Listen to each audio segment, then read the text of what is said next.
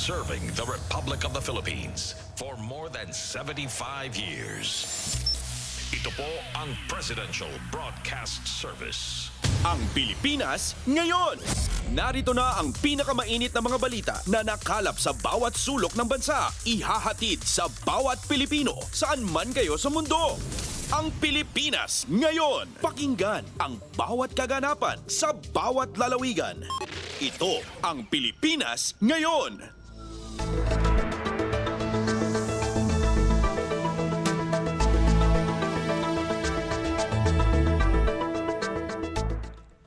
Magandang araw po sa ating mga tagapakinig. Welcome po ulit sa ating programang Ang Pilipinas Ngayon. Sa ngalan ni Ven Blones, ito po si Steph Vicente. Samahan niyo po ako sa kabuuan ng ating palatuntunan.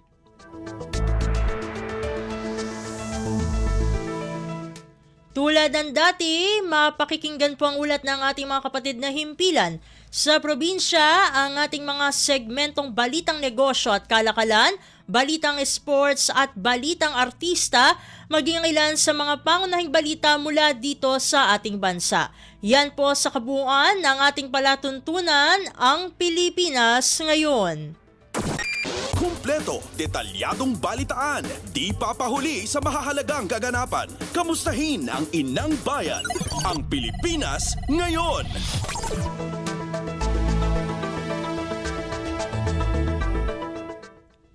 Sa mahahalagang balita, bumuo si Pangulong Ferdinand R. Marcos Jr. ng isang super body para epektibong maipatupad ng mga ahensya ng gobyerno ang kanyang atas na proteksyonan ang karapatang pantao sa bansa. Sa ilalim ng Special Committee on Human Rights Coordination, mas pinaigting ang mga mekanismo para isulong at pangalagaan ang karapatang pantao dito sa Pilipinas. Nilagdaan ni Executive Secretary Lucas P. Bersamin ang AO-22 noong Mayo 8 at agad magiging epektibo kapag nailathala na sa Official Gazette. Nauna nang binigyang diin ni Pangulong Marcos ang kahalagahan ng pagpapanatili at pagpapalakas sa mga katagumpayan ng United Nations for the Joint Program on Human Rights o UNJP sa pamagitan ng pagpapalakas sa human rights dito sa bansa. Pasada ng mga balita mula sa Pilipinas para sa mga Pilipino saan man sa mundo. Ang Pilipinas ngayon.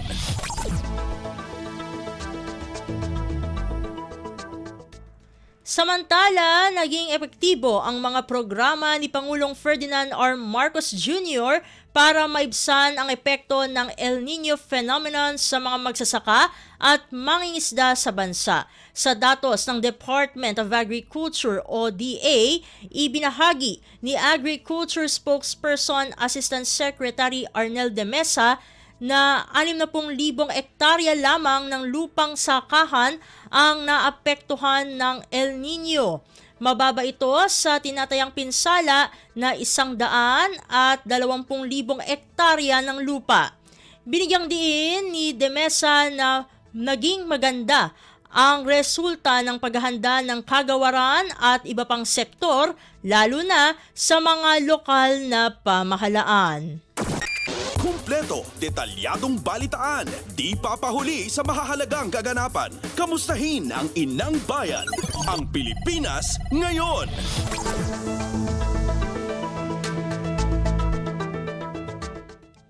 Sa iba pang mga balita, nagpapatuloy ang pagbibigay tulong ng pamahalaan sa mga magsasaka na naapektuhan ng El Niño phenomenon.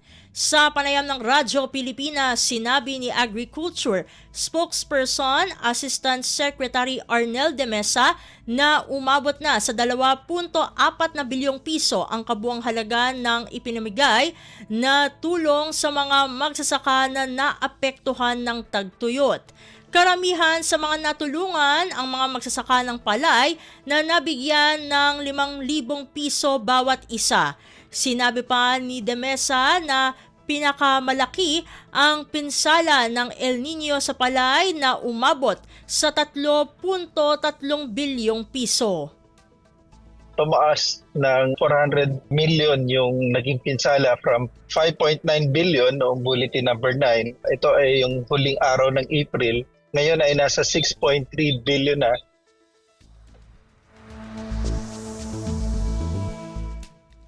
Si Department of Agriculture spokesperson, Assistant Secretary Arnel de Mesa.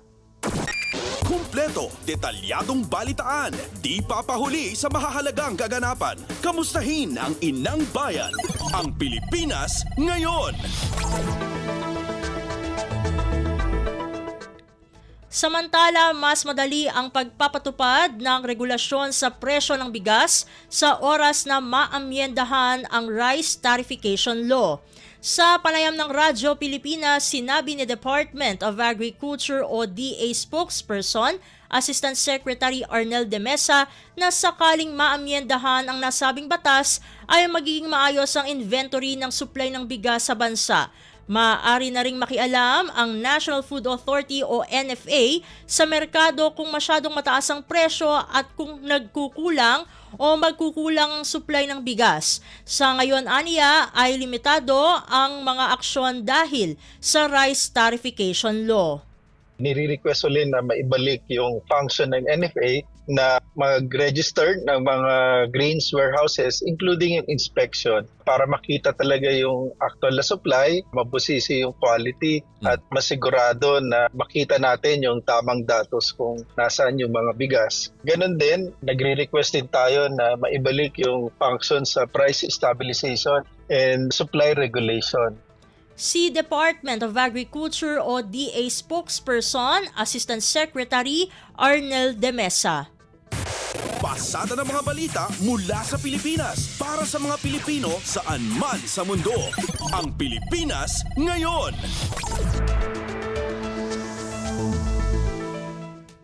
Sa kaugnay na balita, panukalang amyenda sa Rice Tarification Law, iaakyat na sa plenaryo ng Kamara ngayong linggo. Ayon kay House Speaker Martin Romualdez, kinikilala ng mababang kapulungan ang pangangailangan na agad mapababa ang presyo ng bigas at kailangan na itong aksyonan. Ang detalye ng balitang ito mula kay Kathleen Forbes. Sisimulan na ng Kamara ngayong linggo ang pagtalakay sa plenaryo ng panukalang batas para amyendahan ng Rice Tarification Law. Ayon kay House Speaker Martin Romualdez, kinikilala na mababang kapulungan ang kagyat na pangangailangan na mapababa ang presyo ng bigas kahit agad silang umaksyon. Sa kasalukuyan naglalaro sa 40 hanggang 50 pesos ang presyo ng kada kilo ng bigas sa merkado. Ayon sa House Leader, target nilang maisabatas ang amyenda sa Hulyo upang ang presyo ng bigas ay maibaba sa 30 pesos kada kilo at mas maging abot kaya ng mga Pilipino. Una na sinabi ng Pangulo Ferdinand R. Marcos Jr. na handa siyang sertipikahan bilang urgent ang panukala. Bahagi nito ang makapagbenta muli sa merkado at direktang makabili ng bigas mula sa lokal na magsasaka ang NFA. Sakali naman na kulangin ng supply ng lokal na bigas, maaari itong mag-angkat mula sa accredited importers na may nakatagdang porsyento ng CIF landed price. Makakapag-angkat lang din ang NFA ng may otorisasyon mula sa Pangulo. Ito si Kathleen Forbes para sa Radyo Pilipinas. Kumpleto, detalyadong balitaan, di papahuli sa mahahalagang kaganapan. Kamustahin ang inang bayan, ang Pilipinas ngayon.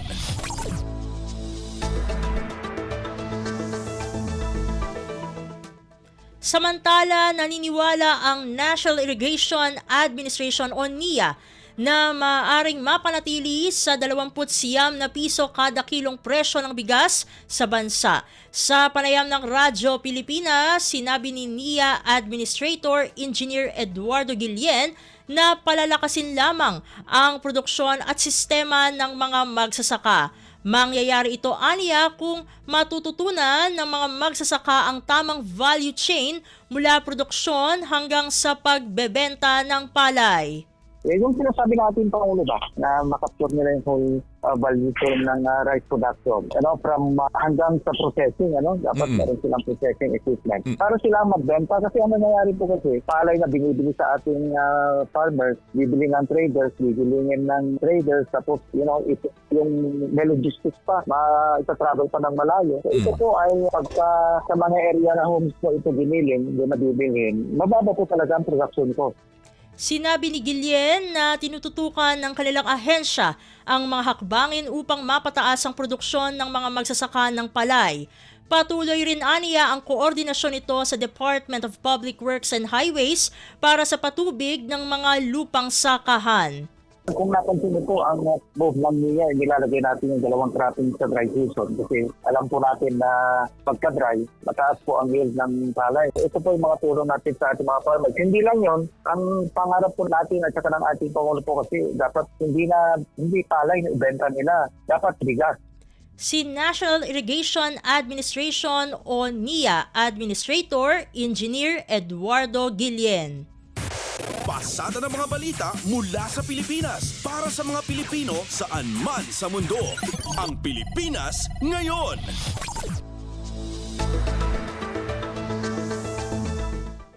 Sa iba pang mga balita, Department of Agriculture o DA nagkaloob ng 2.37 bilyong pisong halaga ng suporta sa mga sektor ng agrikultura at pangisda na apektado ng El Nino.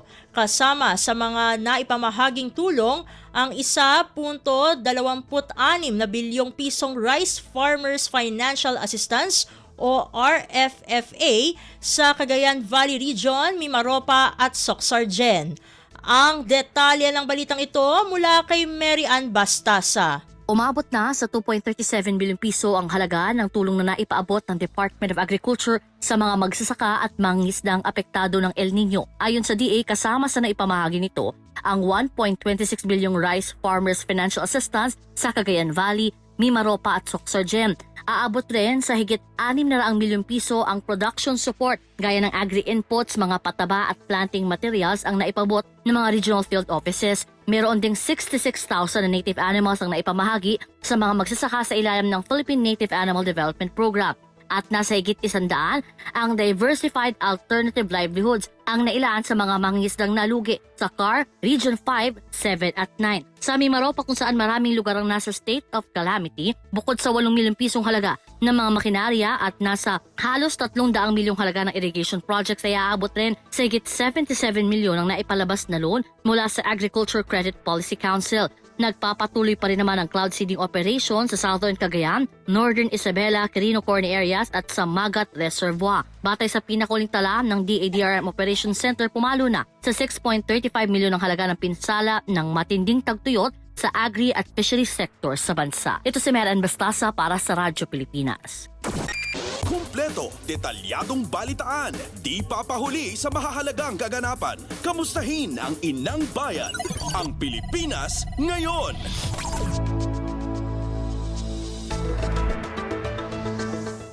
Samantala, pagpupulungan ng Interagency Committee on Foreign Students o IACFS ang pagdami ng mga Chino na nag-aaral sa Pilipinas. Humiling si Immigration Commissioner Norman Tansinco ng isang high-level meeting matapos imbestigahan ng Kongreso ang pagdagsa ng mga estudyanteng Chino sa Tuguegarao City sa lalawigan ng Cagayan. Iginiit ni Tansinco na oras na para maging aktibo ang interagency sa ganitong uri ng national security issue sa pamagitan ng regular assessment. Sa datos ng Bureau of Immigration o BI, nasa 1,516 student visas ang ibinigay sa mga Chinese national sa Cagayan. Gayunpaman, naiulat na 485 lamang dito ang enrolled o nakatala at 96 lamang dito ang on-site na may student visa. Pasada ng mga balita mula sa Pilipinas para sa mga Pilipino saan man sa mundo. Ang Pilipinas ngayon.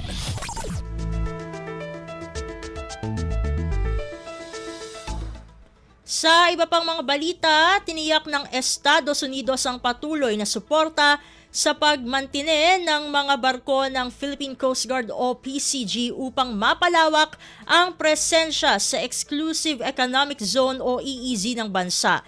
Ito ang inihayag ng US Embassy kasunod ng inaugurasyon ng bagong Fleet Maintenance and Repair Group o MRG workshop ng PCG na nagkakahalaga ng 54 na milyong piso. Ang pasilidad ay pinondohan ng US Department of Defense sa pamagitan ng Joint US Military Assistance Group Philippines na may karagdagang pondo para sa kagamitan mula sa US Department of State Bureau of International Narcotics and Law Enforcement Affairs.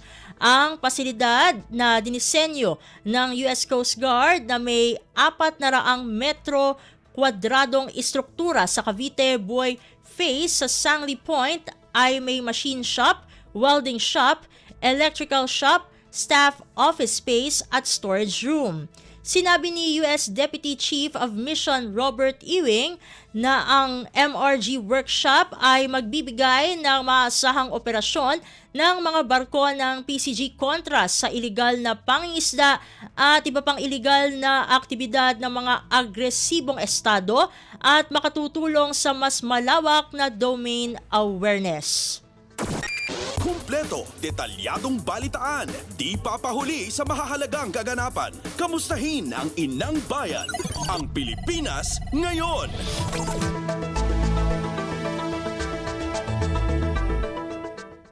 Samantala, itinaga ng Philippine Coast Guard o PCG ang BRP Teresa Magbanwa para bantayan ang mga umano ay iligal na aktibidad ng China sa West Philippine Sea o WPS. Kabilang dito ang pagbuo ng China ng artificial island sa Escoda Shoal sa WPS sa pamagitan ng pagsira sa coral reefs. Ayon kay PCG spokesperson for the WPS Commodore J. Tariela, desidido ito na magkaroon ng presensya sa Escoda Shoal para madokumento ang mga aktibidad ng China sa WPS. Binigyang diin ni Tariela na kailangan ng PCG na magtrabaho 24 oras para mapigilan ang China sa mga nakakaalarmang aktibidad nito. Sinabi ni Tariela na na-monitor ang 34 na Chinese maritime militia vessels sa Sabina Shoal na may kasamang barko ng People's Liberation Army Navy helicopters at 4 na iba pang China Coast Guard vessels. Pasada ng mga balita mula sa Pilipinas para sa mga Pilipino saan man sa mundo. Ang Pilipinas ngayon. Sa iba pang mga balita, napigilan ng Philippine Coast Guard o PCG ang China sa mga exploratory activity nito sa Escoda Shoal. Isang malakas na mensahe ito na hindi kawawang Pilipinas laban sa mga iligal na aktibidad ng China sa West Philippine Sea. Ibinida ni PCG spokesperson for WPS, Commodore J. Tariela, na napigilan ng PCG ang plano ng China na magtayo ng artificial island sa Escoda Shoal. Ayon kay Tariela, sa loob ng 26 na araw na pamamalagi ng PCG, hindi na nito tinuloy ang pagtatambak kundi naglalagay na lamang ito ng divers. Kumpleto, detalyadong balitaan, di papahuli sa mahahalagang kaganapan. Kamustahin ang inang bayan, ang Pilipinas ngayon.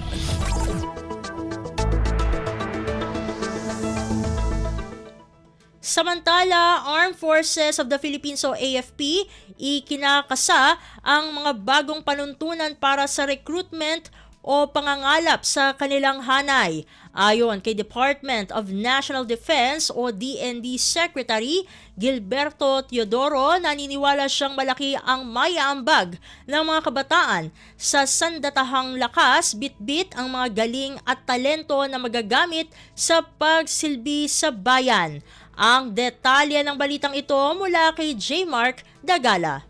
Inihayag ni Department of National Defense Secretary Gilberto Teodoro Jr. na ikinakasanan ng Armed Forces of the Philippines ang mga bagong panuntunan para sa recruitment sa kanilang hanay. Layo nito ayon sa kalihim na mahikayat ang mas maraming kabataan gaya ng mga fresh graduate, gayon din ng mga tinatawag na young professionals para sumailalim sa enlistment bilang bahagi ng reserve force ng bansa. Ayon kay Teodoro, naniniwala siya malaki ang maiaambag ng mga kabataan sa sandatahang lakas, bitbit ang kanilang mga galing at talento na magagamit sa kanilang pagsisilbi sa bayan. Dagdag pa ng kalihim, marami anyang gustong tumulong sa bansa kahit hindi na magsuot ng uniforme, isang bagay na dapat anyang samantalahin. Kaya naman nakikipag-uusap na si Teodoro sa Deputy Chief of Staff ng AFP for personnel na maibaba ang kasalukuyang recruitment age na 26 para sa enlisted personnel dahil marami sa mga bagong graduate ang ayaw munang magtrabaho. J. Martagala, Radyo Pilipinas. Pasada ng mga balita mula sa Pilipinas para sa mga Pilipino saan man sa mundo. Ang Pilipinas ngayon.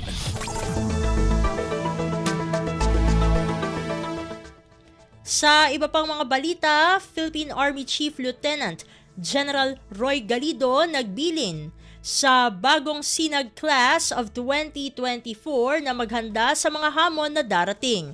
Ayon kay Galido, ang mga hamon na haharapin ng mga bagong kadete sa kanilang propesyon ang magiging pagsubok ng karakter at disiplina ng mga ito. Ang detalye ng balita ay hahatid sa atin ni Leo Sarne. Binilina ni Philippine Army Chief Lieutenant General Roy Galido ang mga Army Cadet ng Philippine Military Academy o PMA bagong Sinag Class of 2024 na maghanda sa mga hamong darating. Sa isang dinner reception para sa mga kadeteng tutuloy sa Philippine Army sa Cordillera Convention Hall, Baguio Country Club, Baguio City noong Sabado, pinaalalahanan ni General Galido ang mga batang opisyal na ang mga hamon at pressure na kanilang haharapin sa kanilang career ang magiging pagsubok ng kanilang karakter at disiplina. Ang PMA bagong Sinag Class ay binubuo ng 224 na lalaki at 54 na babaeng kadete na nakatakdang ikomisyon bilang Second Lieutenant sa Philippine Army at Philippine Air Force at Ensign sa Philippine Navy. Sa bilang na ito, 144 ang sasama sa Philippine Army kasama ang 5 babae na kabilang sa top 10 ng klase, 72 sa Philippine Navy at 62 sa Philippine Air Force. Mula sa AFP, ito si Leo Sarne para sa Radyo Pilipinas. Kumpleto, detalyadong balitaan, di papahuli sa mahahalagang kaganapan. Kamustahin ang inang bayan, ang Pilipinas ngayon.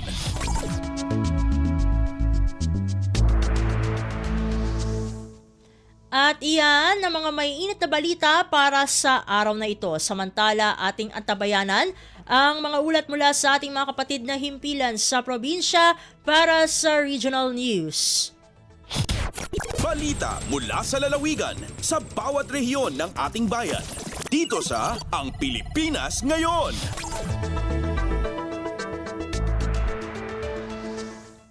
Narito na ang bugso ng ating mga regional news. Dumako muna tayo sa rehiyon ng Luzon. Kauna-unahang Senior Daycare Center sa bansa, opisyal nang binuksan sa Tuguegarao City. Narito ang buong balita na ihahatid sa atin ni April Racho mula sa Tuguegarao.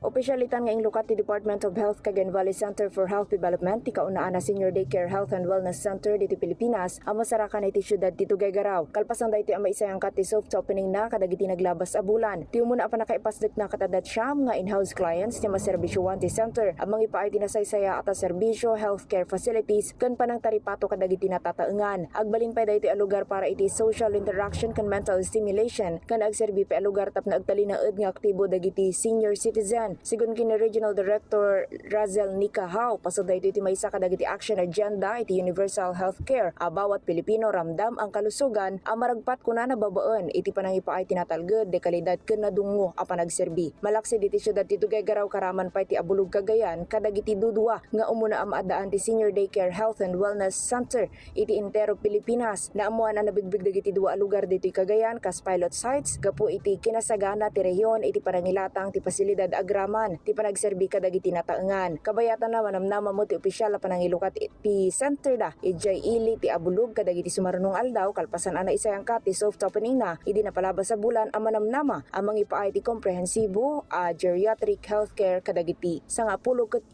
a natataengan. Manipud Tuguegarao City dayti ni April sa Lucon Radyo para iti Radyo Pilipinas World Service.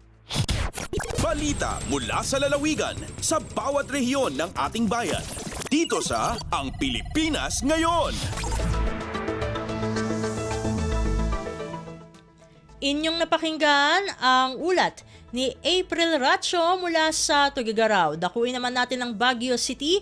Rabies cases sa Cordillera umabot sa 114 sa nakalipas na 5 taon. Ang kabuang ulat ihahatid naman sa atin ni Jong Munar.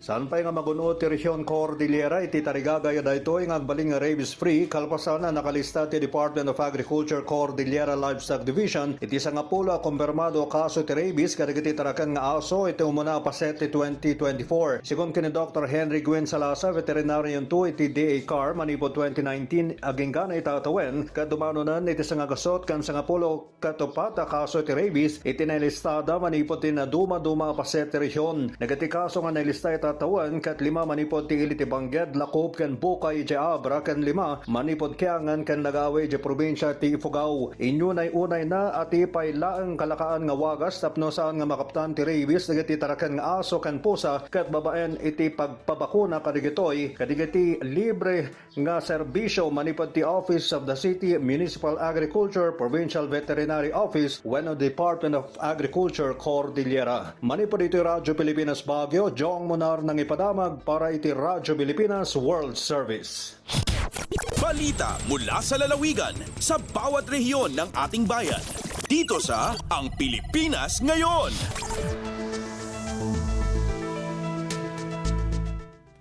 Inyong napakinggan ang ulat ni Jong Monar mula sa Baguio City. Puntahan naman natin ang Virac. PLGU Catanduanes naghatid ng mahigit 100 smart TVs sa malalayong paaralan sa lalawigan. Narito si Jan Tatad para sa balita. Naghatod nin mga smart TV ang lokal na gobyerno nin Catanduanes para sa mga hararayo na eskwelahan sa probinsya kan nakalis pa sa ng semana. Maabot sa 112 smart TV ang naresibi kan nasa 72 na eskwelahan sa mga harayo na barangay kan mga banwaan nin Bagamanok, San Miguel, Pandan, Payo, Sagcodviga. Ang pagpanaong ini kan smart TV na patotoohan sa paagi ni Governor Joseph Cua sa tabang kan kolaborasyon ni Provincial Board Member Robert Fernandez as in Provincial School Board. Ini napapondohan sa kantidad na 3 milyones de pesos sa irarom kan Special Education Fund kan probinsya. Susog sa PLGU Catanduanes, mauot kan mga nanungdan sa proyektong ini na matabangan ang mga kamaestrahan na maging mas moderno ang sa indang parahin in pagtukdo sa mga estudyante asin mas mapadali ang sa indang pag-aadal. Hali digdi sa Radyo Pilipinas Virac, ini si Jan Tatad para sa Radyo Pilipinas World Service. Balita mula sa lalawigan sa bawat rehiyon ng ating bayan. Dito sa Ang Pilipinas Ngayon.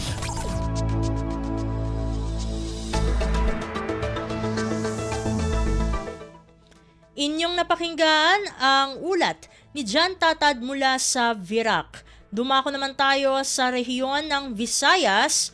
National Power Corporation inatasan ng lokal na pamahalaan ng lalawigan ng Cebu na magpadala ng power barge sa isla ng Malapascua na nakaranas ng power outage simula pa noong Holy Week. Pakinggan ang kabuang ulat na ihahatid naman sa atin ni Carmel Matos Pedroza mula sa Cebu.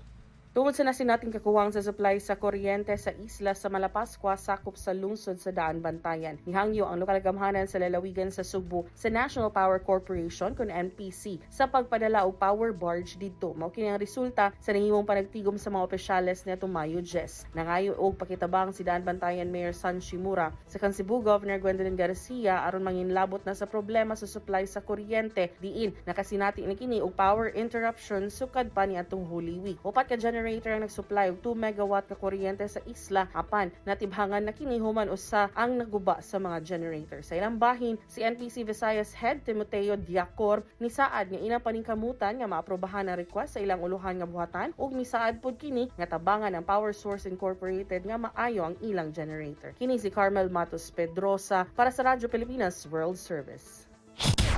Balita mula sa lalawigan sa bawat rehiyon ng ating bayan. Dito sa Ang Pilipinas Ngayon. Inyong napakinggan ang ulat ni Carmel Matos Pedroza mula sa Cebu. Puntahan naman natin ang Iloilo. Iloilo City mag-umpisa na sa pamamahagi ng biniling potable water sa 48 barangay na apektado ng water shortage. Narito si Emmy Santiagudo para sa detalye ng balita. Natala na nga ipatuman subong nga semana ang pagpanagtag sang potable water nga ginbakal sang syudad para sa 48 ka mga kabarangay nga apektado sang water shortage nga dala sang El Nino. Sunod kay Engineer Neil Ravena, ang logistic head sang City Disaster Risk Reduction and Management Office o CDRMO. Antes ang water rationing, magapatigayon pa sang dry run ng Iloilo City Government subong nga Lunes. Ang potable water ginbakal sang city government sa duha ka water utilities nga amo ang Metro Pacific Iloilo Water kag South Balibago Waterworks gamit ang pondo halin sa Quick Response Fund. Ginpayag ni Ravena nga yara sa anom tubtob 8 ka trucks ang gamiton sa pagpanagtag sang tubig sa mga kabarangayan. Samtang target naman nila nga makadistribute sang masobra 600,000 nga litro sang tubig kada adlaw sa masunod nga 3 ka bulan. Kung may baluan, ginpaidalom sa state of calamity ang syudad bangod sa water shortage nga dala sang El Nino. Nagikan sa Iloilo, Emerald Santiagudo para sa Radyo Pilipinas World Service. Balita mula sa lalawigan sa bawat rehiyon ng ating bayan. Dito sa Ang Pilipinas Ngayon.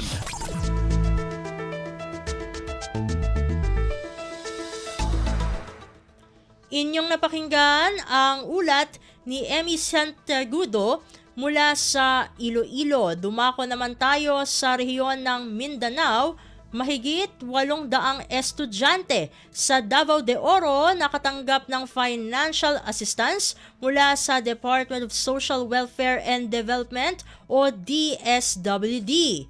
Ang kabuang ulat ihahatid naman sa atin ni Maymay Benedicto mula sa Davao. Mukabat nga to sa sobra 800 ka mga estudyante sa probinsya sa Davao de Oro ang naapuran og pinansyal nga ayuda ni aging semana sa Mega Tent Provincial Capital Ground sa lungsod sa Nabunturan. Subay sa pahayag nga gipagula sa Davao de Oro PLGU ang maong ayuda gikan sa Department of Social Welfare and Development kun DSWD 11 pinaagi sa paningkamot ni 2nd District Representative Ruel Peter Gonzaga din anaa sa tag 2,000 pesos ang nadawat sa matag benepisyaryo. Sa mensahe sa kongresista ang maong assistance o sa kuno ka simbolo sa paghatag niinig dakong importansya sa edukasyon sa mga kabataan alang sa maayo nilang kaugmaon ug sa ilang pamilya. Sa kapin 800 ka mga benepisyaryo, kapin 700 niini mga student beneficiaries sa Davao de Oro Scholarship Program nga gikan sa lain-laing mga sektor sama sa indigenous people, out of school youth, PWD, anak sa mga solo parents ug former rebels, mga kabataan gikan sa mga geographically isolated and disadvantaged areas kundida ug uban pa.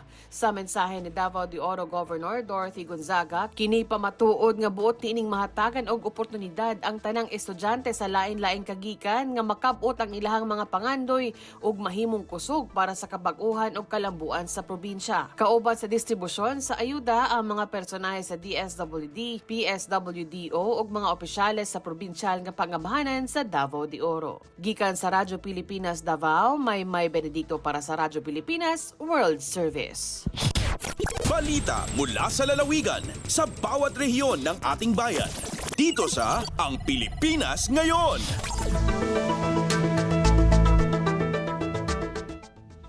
At inyong napakinggan ang ulat ni Maymay Benedicto mula sa Davao.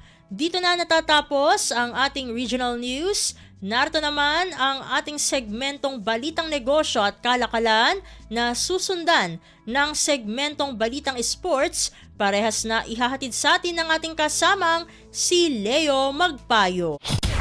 Lagay ng ekonomiya, kalakalan, negosyo at iba pa. Atin ang alamin dito sa Ang Pilipinas Ngayon. Magandang araw. Narito na po ang Balitang Business. Inaasahan ng Philippine Long Distance Telecommunication o PLDT Incorporated na makakahanap sila ng kandidato na papalit kay dating Presidenteng Alfredo Panlilio hanggang sa susunod na taon dahil hindi balak na manatili sa posisyon ng matagal si Chairman at Chief Executive Officer o CEO Manuel Pangilinan.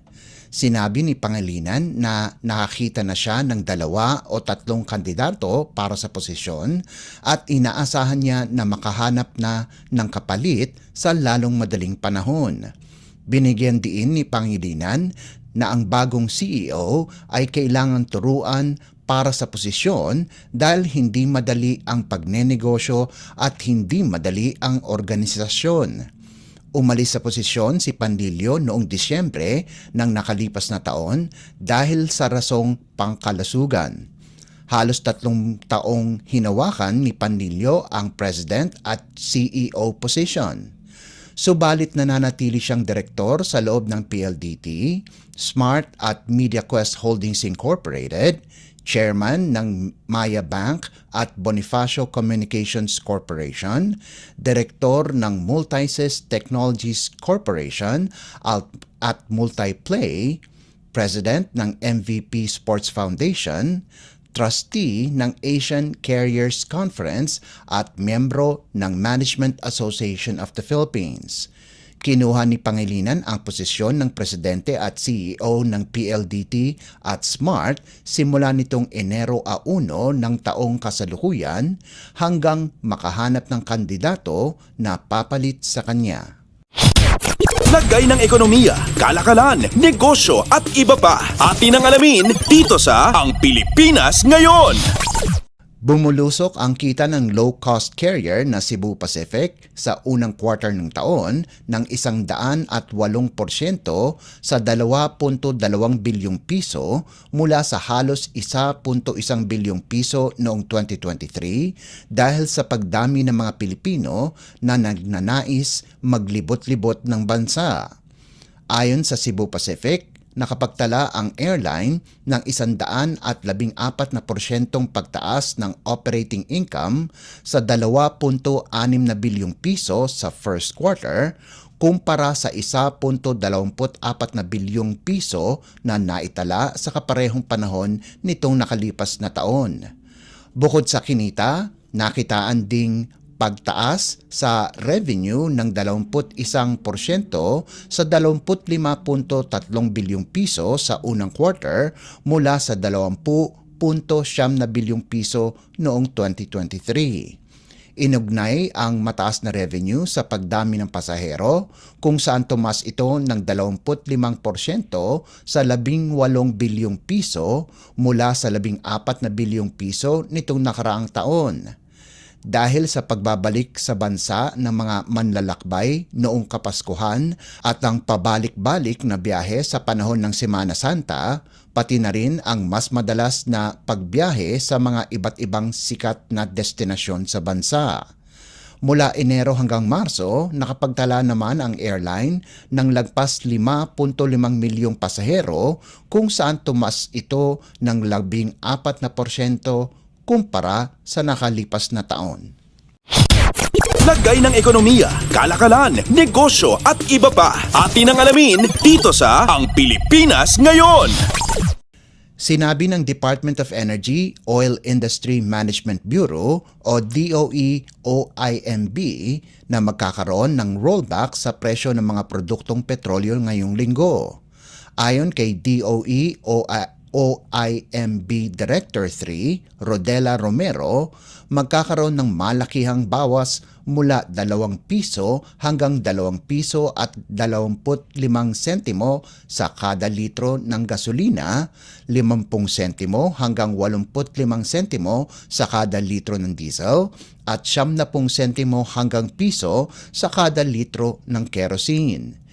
Ikatlong magkakasunod na linggong bawas presyo ito sa gasolina, habang pang-apat naman ito sa presyo ng diesel at kerosene. Batay sa datos ng oil industry, ang bawas presyo sa langis ay dahil sa patuloy na pagtaas ng inventaryo ng Estados Unidos, pati na rin ang kalakalan sa Asia. Sinabi pa ni Romero na kasama din sa kontribusyon ng pagbaba ng presyo ng langis ay ang paglakas ng dolyar at ang ulat na tinanggap ng Hamas ang panukalang tigil putukan sa Gaza. Lagay ng ekonomiya, kalakalan, negosyo at iba pa. Atin ang alamin dito sa Ang Pilipinas Ngayon. At para naman sa sports balita, updates at pinakahuling mga usapin sa mundo ng palakasan. Atin ang pakinggan dito sa Ang Pilipinas Ngayon. Dinomina ng Meralco Bulls ang NLEX Road Warriors 100-81 sa Game 2 ng kanilang quarterfinal series sa pagpapatuloy ng PBA Philippine Cup na ginanap sa Rizal Memorial Stadium at nakakuha o nakapasok ng semifinals. Nakumpleto ng Meralco ang sweep ng kanilang serye pagkatapos nilang kunin ang Game 1, 97-93. Nanguna para sa Bolt si Chris Banchero sa nagawa nitong 23 puntos, 7 rebounds at 6 na assist, habang nakapag-ambag sina Cliff Hodge at Alain Maniksi ng tig 14 na puntos bawat isa. Hindi naman nagpahuli si Bong Quinto sa nalikom nitong 13 puntos. Nalimitahan naman sa 18 puntos si Robert Bolek sa panig ng NLEX pagkatapos magrehistro ito ng career high na 48 puntos noong Game 1. Sa isa pang laro, pinuwersa ng Rain or Shine Elasto Painters ng deciding game para makapasok ng semifinals pagkatapos talunin ang TNT Tropang Giga 121-113. Hindi maawat si Jonard Clarito sa Game 2 ng quarterfinal series kung saan nakakonekta ito ng 10 sa kanyang 12 tirada para magtapos ng may 29 na puntos kasama pa ang 7 rebounds, 4 na assists, 1 tapal at 1 steal. Nagdagdag naman si Andre Caracot ng 21 puntos habang nakapagtala ng 20 puntos sina Adrian Nocum at Santi Santillan bawat isa. Nasayang naman ang nagawa ni na Roger Pogoy at Calvin Auftana na 28 at 11 puntos ayon sa pagkakasunod. Updates at pinakahuling mga usapin sa mundo ng palakasan. Atin ang pakinggan dito sa Ang Pilipinas Ngayon. Sinimulan ng University of the Philippines ang kanilang pagdedepensa ng kanilang titulo sa PhilOil Eco-Oil preseason pagkatapos talunin ang De La Salle University 89-77 sa larong ginanap sa PhilOil Eco-Oil Center sa San Juan. Isa itong paghihiganti para sa Fighting Maroons na natalo laban sa Green Archers sa finals ng UAAP Season 86 Men's Basketball Tournament noong Disyembre. Maganda ang ipinakitang laro ni JD Kagulangan pagkatapos magrehistro ng 19 na puntos habang nakapagtala si Francis Lopez ng 16 na markers, 3 rebounds, 4 na assists at 3 steals. Ang bagong foreign student athlete na si Dikachi Udodo ay nagpakita din ng gilas sa nagawa nitong 6 na puntos, 10 rebounds at 2 tapal. Nagtapos naman ng may 15 puntos at 9 na rebounds si UAAP Most Valuable Player Kevin Kiambao ng Green Archers habang nakapagtala sina Mike Phillips at Henry Agunan ng 13 markers bawat isa. Sa unang laro, nanaig pa rin ang San Beda University laban sa Colegio de San Juan de Letran 76-69 kahit hindi nakapaglaro sina NCAA Season 99 Finals Most Valuable Player James Payusing at Team Captain Yuken Andrada. Pinangunahan ni Josh Tagala ang Red Lions sa nalikom nitong 20 puntos kasama na ang 6 na 3-pointers. Nanguna naman si Jimboy Estrada sa panig ng Knights sa nagawa nitong 16 na puntos habang nagdagdag si Kobe Monhe ng 14 na markers. Updates at pinakahuling mga usapin sa mundo ng palakasan. Atin ang pakinggan dito sa Ang Pilipinas Ngayon. Buhay pa rin ang pag-asa ng Cherry Tigo crossovers para makopo ang bronze medal pagkatapos gulantangin ang Petrogas Angels 16-25, 11-25, 25-14, 25-22 at 18-16 sa 2024 Premier Volleyball League o PVL All-Filipino Conference Battle for Bronze na ginanap sa Smart Araneta Coliseum sa Quezon City. Pinangunahan ni Ea Laure ang crossovers sa nalikom nitong 26 na puntos. Una nang nakuha ng Petrogas ang Game 1 ng kanilang serye sa isa pang kapanapanabik na 5-setter 22-25, 25-12, 25-18, 27-29 at 15-12 noong Huwebes. Nag-ambag naman si Mylene Paat ng 15 puntos habang nakapagtala ng 11 excellent sets si Jasmine Nabor kasama pa ang 9 na puntos. Pinasok din ni Coach Kung Fu Reyes sina Shaya Adorador at Seth Rodriguez na nakapag-ambag ng 10 at 8 puntos ayon sa pagkakasunod. Nagtapos naman si Brooke Van Sickle na may 30 puntos habang nag-ambag si Jonah Sabete ng 18 markers sa panig ng Angels. Umaasa naman ang crossovers na manalo ang Choco Mucho Flying Titans laban sa Creamline Coal Smashers para mapalawig din ang kanilang serye sa isang do-or-die game. Updates at pinakahuling mga usapin sa mundo ng palakasan. Atin ang pakinggan dito sa Ang Pilipinas Ngayon. At yan ang pinakahuling balita sa larangan ng palakasan. Para sa Radyo Pilipinas World Service, ito po si Leo Magpayo. Magandang araw. Updates at pinakahuling mga usapin sa mundo ng palakasan. Atin ang pakinggan dito sa Ang Pilipinas Ngayon.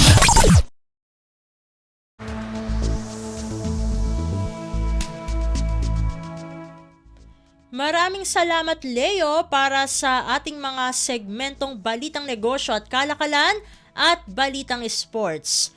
Para naman sa ating mga kachismis, narito na ang ating segmentong Balitang Artista kasama ang nag-iisang si Mama JT. Ang latest, ang hottest sa showbiz and entertainment. Heto na sa Ang Pilipinas Ngayon.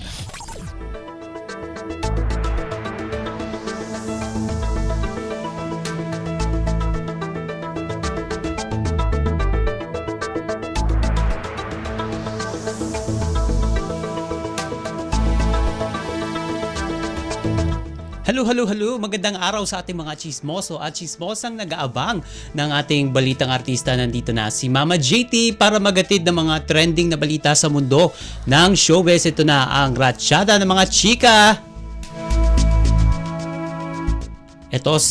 Sa mismong Mother's Day ay malungkot na ibinalita ng kapuso actress na si Heart Evangelista na nakunan uli siya sa ika-4 na pagkakataon. Ibinahagi ni Heart sa kanyang Instagram account ang isang litrato ng isang liham ng pagkawala ng dapat sana'y ika-4 na sanggol nila ng asawang si Senator Cheese Escudero na tinawag niyang Francisco.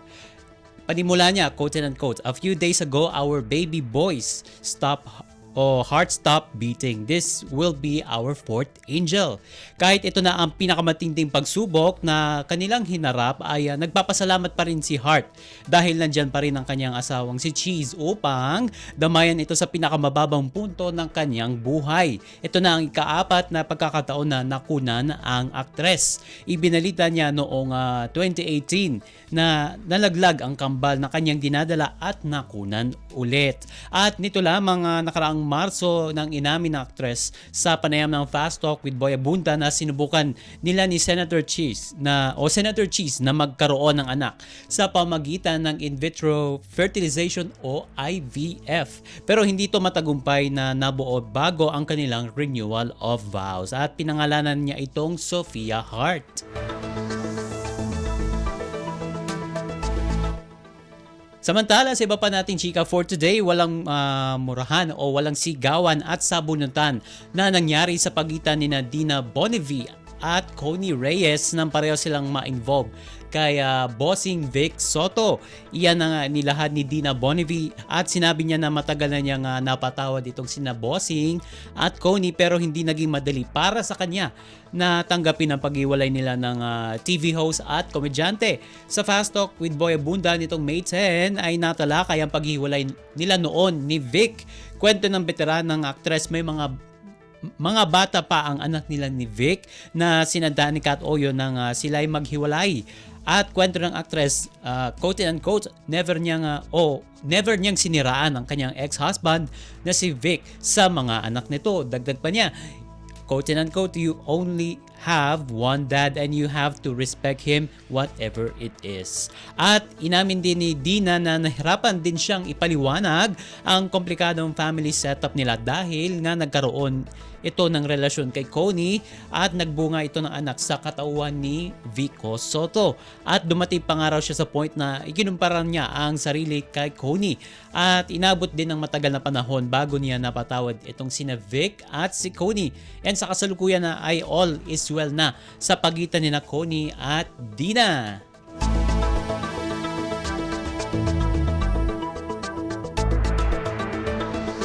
At sa uli natin chika for today, pinatunayan ni na Buboy Villar at dati niyang partner na si Angeline Gorenz na pwede talagang maging magkaibigan ang dating magkarelasyon. Lalo pat meron silang mga anak na kailangan nilang isaalang-alang. Nitong nagdaang Marso ay nag-reunion sina Buboy at Angeline. Ilang taon makalipas silang maghiwalay noong 2020 yan. Sa Amerika na ngayon naninirahan at nagtatrabaho si Angeline. At nasa pangalaga naman ni Buboy ang dalawa nilang anak na sina Caroline at George Michael. Ayon kay Buboy, talagang napagkasunduan nila ni Angeline na magkita-kita kung may pagkakataon. Kaya naman nang makabalik itong si Angeline sa Pilipinas last March ay nag-get together silang dalawa kasama ang kanilang mga anak at ilang kaibigan. Sabi ng kapuso actor at TV host, quote and quote, bilang nanay siya ng mga anak ko, tatay ako ng mga anak namin, so napagkasunduan namin na no hate to each other. Dapat love lang. Lalo na sa panahon ngayon, ang init-init ng panahon, bibigyan pa ba natin ng negative vibes? Wala lang po yun. And parang bonding with the kids lang talaga siya, sabi ng kapuso comedian na si Buboy. And tuwang-tuwa raw siya dahil nakita niyang masaya ang mga anak nang muling makasama ang kanilang nanay. Sabi niya, quote and quote, so sinunit lang namin yung time talaga with the kids.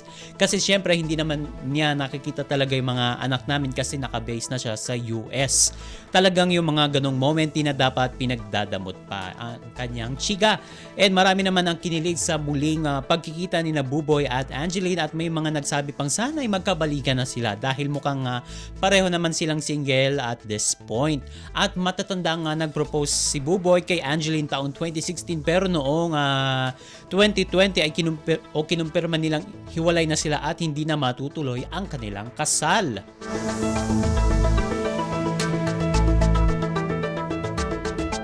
And OMG, wala na tayong oras para sa ating balitang artista. Maraming salamat mga kachismis sa pakikinig sa aking mga chika for today. Ako po si Mama JT para sa Radyo Pilipinas World Service.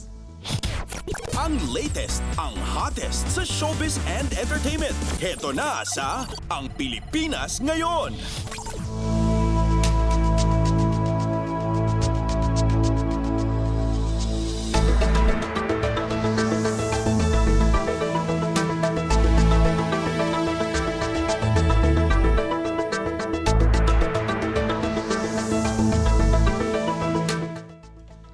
At yan ang naging kabuuan ng ating programa para sa araw na ito. Samantala, magpapasalamat muna tayo sa ating mga nakasama sa ating transmitter site sa Tinang. Sa studio, kasama natin sina Milo Jonella, Susan Aison at Anthony Pimentel. Pinasasalamatan din natin ang ating executive producer para sa araw na ito na si Jerome Toledo.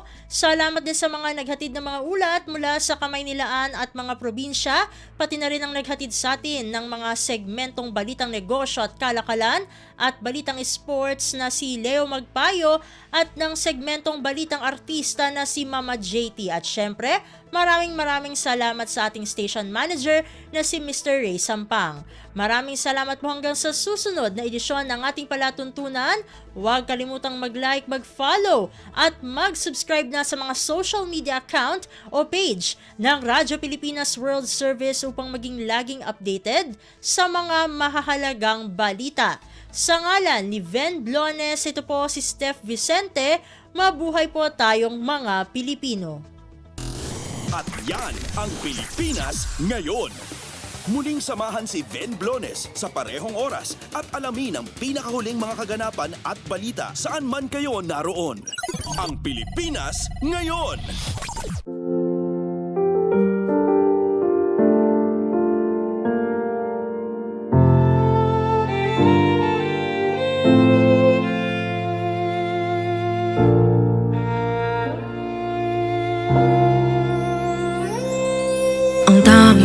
Kasama man ako'y edukasyong Pilipino, tinuturong galing at talino para maabot ang pangarap mo. Ang tanging handog ko sa'yo'y edukasyong Pilipino, diskarteng mula sa puso, mamamanghap ang mundo. Matatag na mga guro, matatag sa mga pagsubok, matatag na mga mag-aaral, matatag na talino'y umiiral. Hinaharap ang hirap, walang takot sumugod, humahanap ng solusyon, ipaglaban ang edukasyon.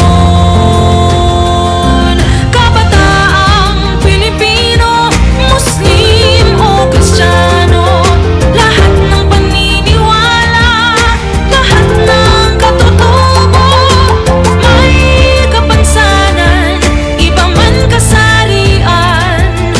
Ang ating pag-aaral ay ating karapatan, ang ating pag-aaral, pang-ahon sa kahirapan. Matatag na mga guro, matatag sa mga pagsubok, matatag na mga mag-aaral, matatag na talino'y umiiral.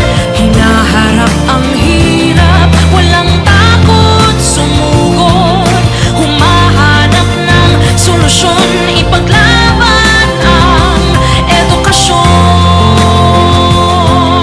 Ang tanging alay ko sa'yo'y edukasyong Pilipino, matapat ng pamamaraan, maunlad na kinabukasan.